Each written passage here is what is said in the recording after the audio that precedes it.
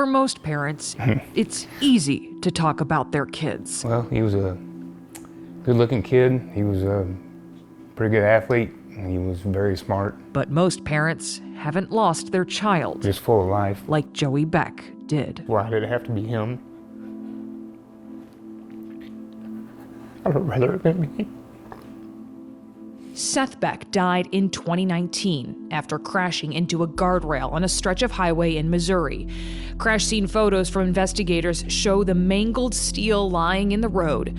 Seth's car, unrecognizable. The top of the car was ripped right on the welds, like a can opener. So From the guardrail? From the guardrail went straight through, all the way out his car. Before your son's crash, had you ever heard of any issues of people dying after hitting guardrails?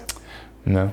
But some experts, This one happens to be a case in Illinois like attorney Kent Emison, where a man was killed. who has handled more than a dozen guardrail injury and death cases, says it's more common than people realize. This is the faceplate, the end terminal here, and where it elbowed and went through the car and killed a man. Emison says these cases span across the country where guardrails have speared vehicles, causing serious injuries like leg amputations, or worse, killing people. Several people were killed in Missouri, near Columbia, Missouri, when the guardrail went right through a GM Tahoe. And in many of those cases, he says the guardrails were installed improperly. People can't understand how the smallest error in assembling an end terminal and guardrail could result in a death. Emison showed us this example of one of those small errors. Is that simply putting this bracket upside down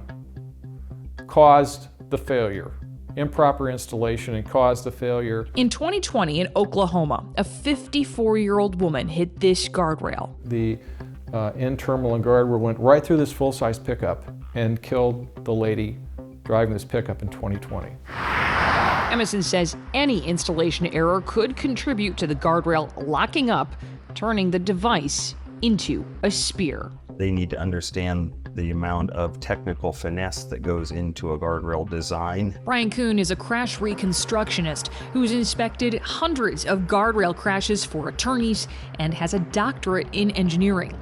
He says he's seen dozens of crashes involving guardrails that people should have been able to walk away from, but instead, they were killed. The problem with installation of guardrail is it looks like nuts and bolts and you just assemble it, but it actually does require training. But the federal government does not require training and doesn't have standards for who can install or replace guardrails, saying that decision is up to the states. Private contractors and DOT workers often do the installation and repairs, but that's not always the case. This lawsuit, filed in Florida, alleges inmates repaired a damaged guardrail improperly, causing a man to lose his leg after he crashed into it. Is it safe to say that there are tens of thousands of guardrails on the roads right now that are misinstalled? At some level, yes. Could the federal government do something to make guardrails safer? Absolutely. Absolutely. They could require more inspections. They could require more testing. More inspections is exactly what a transportation research group urged the Federal Highway Administration to do, saying every guardrail should get a comprehensive in-service performance evaluation.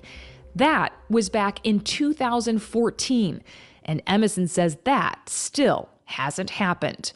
Until it does, he says deaths from improperly installed guardrails will continue. How well known do you think this issue is among most Americans? Almost no one is aware of it. But the DOTs, they know. They know. The manufacturers know. They know. The FHWA knows. They know. Absolutely. And now,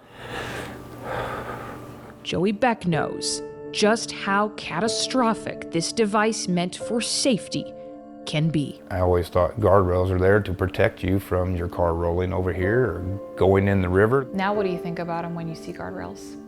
It's death.